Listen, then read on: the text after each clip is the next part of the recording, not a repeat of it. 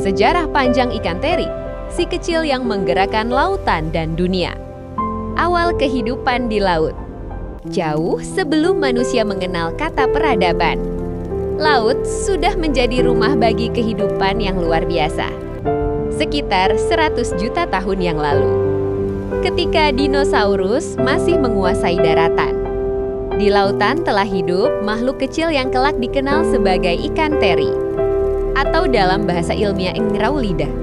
Ikan ini termasuk jenis ikan pelagis kecil yang hidup bergerombol di lapisan permukaan laut tropis dan subtropis.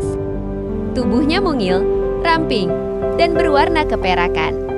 Adaptasi sempurna untuk melindungi diri dari pemangsa besar. Seiring waktu, ikan teri menyebar ke seluruh perairan dunia, dari pesisir Amerika Selatan, Afrika, hingga Asia Tenggara. Di Indonesia sendiri, ikan teri dikenal dengan banyak nama. Teri nasi, teri Medan, atau teri jengki, tergantung ukuran dan daerahnya. Mereka hidup di dekat pantai, biasanya membentuk gerombolan besar yang bergerak serentak. Setiap gerombolan bisa terdiri dari jutaan ekor. Dan ketika sinar matahari menembus air laut, tubuh mereka tampak seperti lautan perak yang menari. Manusia sudah memanfaatkan ikan teri sejak ribuan tahun lalu.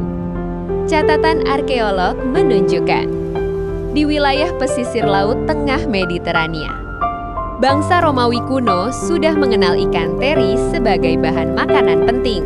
Dari ikan mereka membuat saus terkenal bernama garum. Saus ikan fermentasi yang menjadi bumbu utama di zaman Romawi. Mirip seperti kecap ikan di Asia Tenggara saat ini. Garum bahkan dianggap sebagai komoditas mewah yang diperdagangkan ke berbagai penjuru kekaisaran Romawi.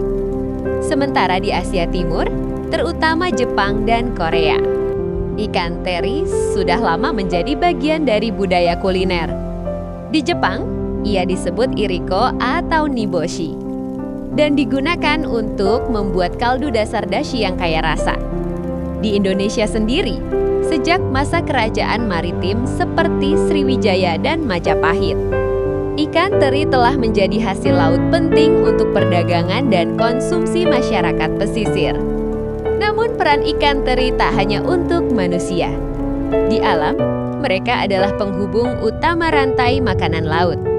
Ikan teri memakan plankton, lalu dimakan oleh ikan besar seperti tuna, cakalang, dan makarel, serta burung laut dan paus. Tanpa ikan teri, ribuan spesies laut bisa kehilangan sumber makanan utama mereka. Mereka adalah penjaga keseimbangan laut, si kecil yang menahan sistem besar agar tetap hidup. Kini, ikan teri menjadi salah satu komoditas perikanan terbesar di dunia. Negara seperti Peru, Chili, dan Indonesia menjadi penghasil ikan teri terbanyak. Sebagian digunakan untuk konsumsi, namun sebagian besar diolah menjadi tepung ikan untuk pakan ternak dan budidaya ikan besar seperti salmon. Sayangnya, penangkapan berlebihan overfishing mulai mengancam populasi ikan teri di beberapa wilayah dunia. Padahal, jika populasi mereka menurun drastis, akan terjadi efek domino pada seluruh ekosistem laut. Oleh karena itu, banyak negara mulai menerapkan sistem perikanan berkelanjutan agar ikan teri tetap lestari dan laut tetap seimbang. Di balik tubuhnya yang mungil, ikan teri menyimpan sejarah panjang tentang kehidupan, perdagangan, dan keseimbangan alam.